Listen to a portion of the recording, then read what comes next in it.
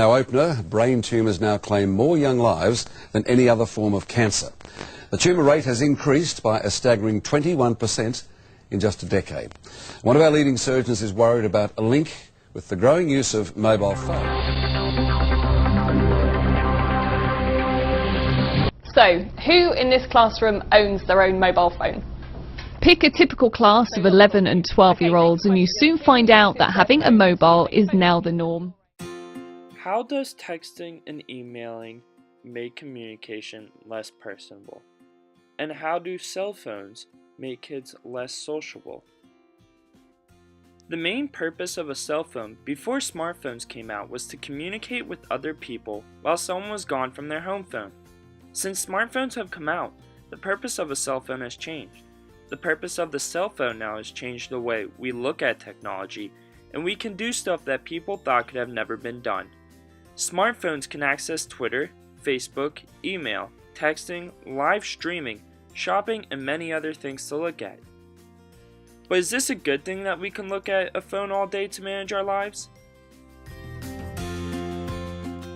Lisa Edicio, Time magazine author, states in her article titled "Americans Check Their Phones 8 Billion Times a Day," states that Americans check their phones on average 46 times per day, which is equivalent to 9 hours per day.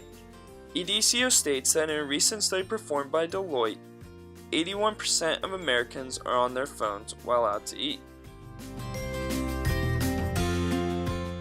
People do not think this is a big deal, but that 46 hours on the phone a day weakens relationships with others, creates a phobia of having face-to-face conversations, can lower self-esteem, and can even increase the risk of obesity.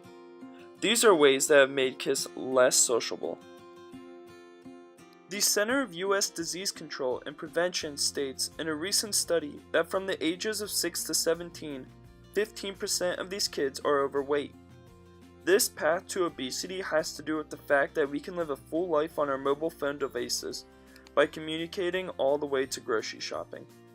Technology has affected many people's self-esteem. Self-esteem has deteriorated through technology by cyberbullying and rude comments on pictures all the way to how many likes a person gets on an Instagram post. This way of life, living behind a screen, is a way to make us feel good about ourselves in short spurts of time, but in the long run, living behind a screen will make someone feel lonely.